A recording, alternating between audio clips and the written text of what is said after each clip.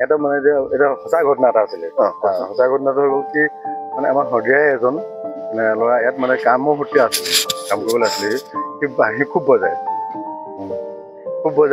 C come ছুটি কৰাৰ পিছত আবেলি সময়খিনিতো সি মানে যে য'তে হ'লেও ঘৰত থাকিলেও বজায় সেই গৰু চৰাবলৈ যাওঁতেও বজায় বাঁহীটো লৈয়ে ফুৰে মানে কিন্তু সেই ল'ৰাটো মানে যে ইয়াত কাম কৰিবলৈ আহিছিলে কাম কৰিবলৈ আহোঁতে বাঁহীটো লৈ আহে সি মানে কাম শেষ কৰি পিনি সি মানে যে বাঁহী বনায় সি মানে যে ঘৰ বনাবলৈ আহিছিলে মালিকজনে তেতিয়া মানে যে তাক মানে বেয়াকৈ কোৱা নাই বুজাইছে যে আপুনি ইয়াত বাঁহীটো নবজাব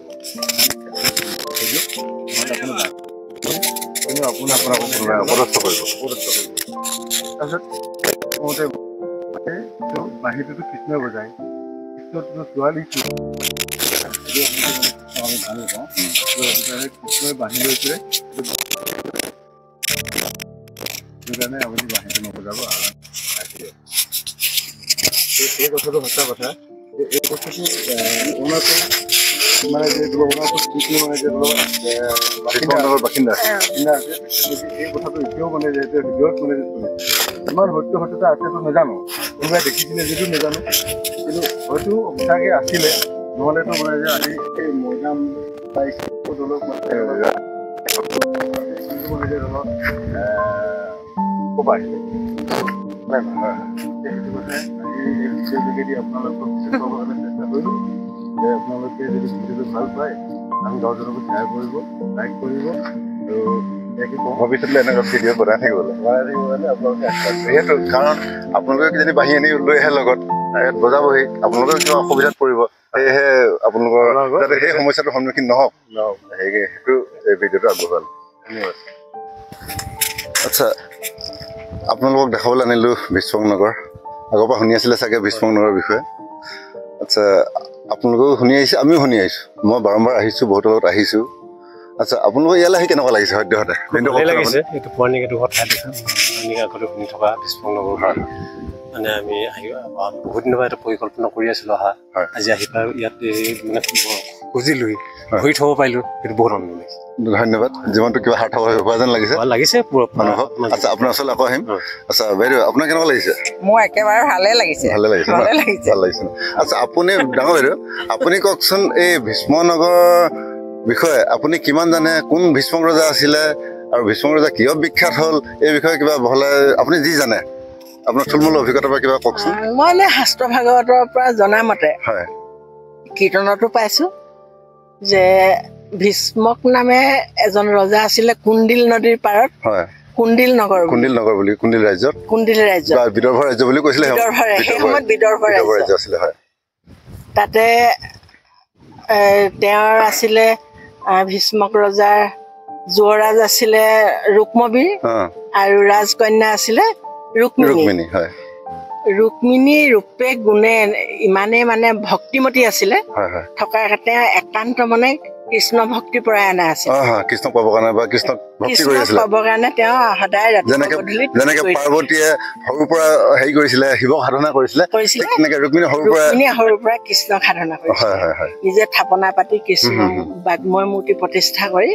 কৃষ্ণক ভজিছিলে তোমাক মই কেনেকে পাওঁ কৃষ্ণক গুণানুকীৰ্তন শুনিছিলে শুনি কৃষ্ণ মুখ গৈছিলে কেনেধৰণেনো মই কৃষ্ণক পাব পাৰো সেইটোকে ৰাতিপুৱা গধূলি তেওঁ সেইটোতে একমত হৈ লাগি আছিলে তাৰপিছত কি হ'ল সময় যেতিয়া যৌৱনমতী হ'ল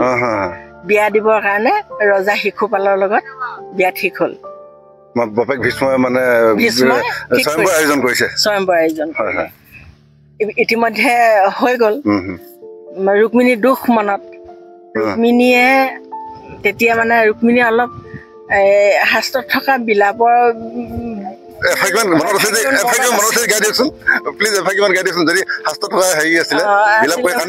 কান্দিছিলে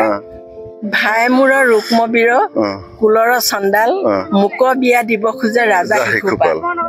ৰাজা শিশুপালৰ ছায়াত মই নিদিওঁ ভৰি মোক বিয়া কৰাইবোৰ প্ৰভু শ্ৰী কৃষ্ণ কথা প্ৰভু শ্ৰী হৰি ইতিমধ্যে যে কিমান অনুনয় বিনয় কৰি কৃষ্ণক প্ৰাৰ্থনা কৰি আছে কৃষ্ণইতো অন্তৰ্যামী ভগৱন্তক গম পাই আছে তাৰপিছত চালে যে ৰুক্মিণীয়ে মোক তুতি কৰি কৰি এনেকুৱা দুখত ভাগি পৰিছে। এক মিনিট মই এইখিনিতে পাইছিলো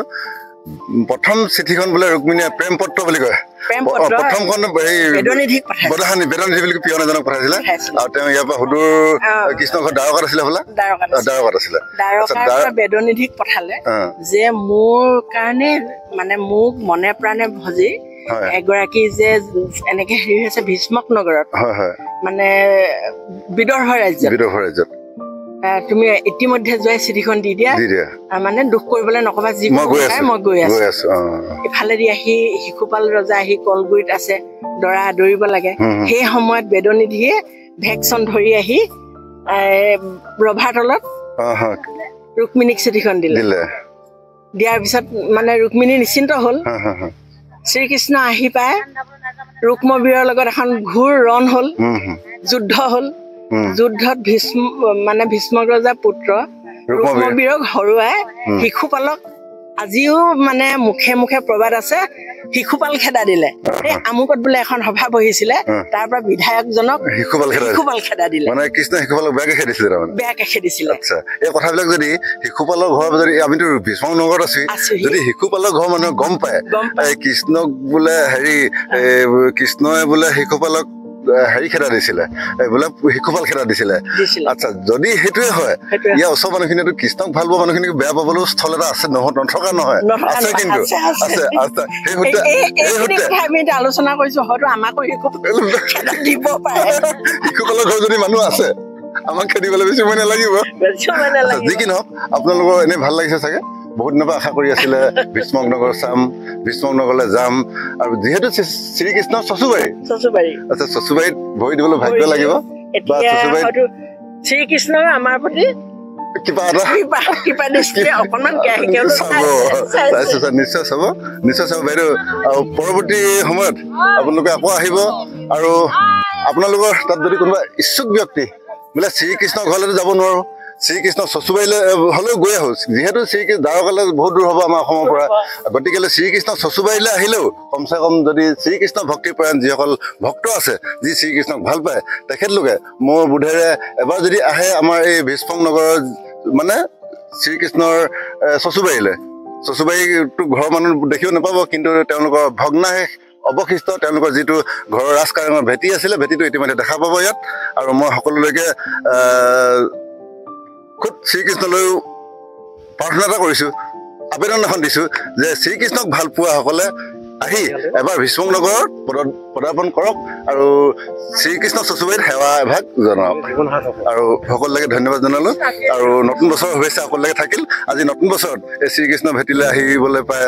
নিজকো ধন্য মানিছো। মানে তেতিয়াও মানে ৰঙা এটা আছিলে ন?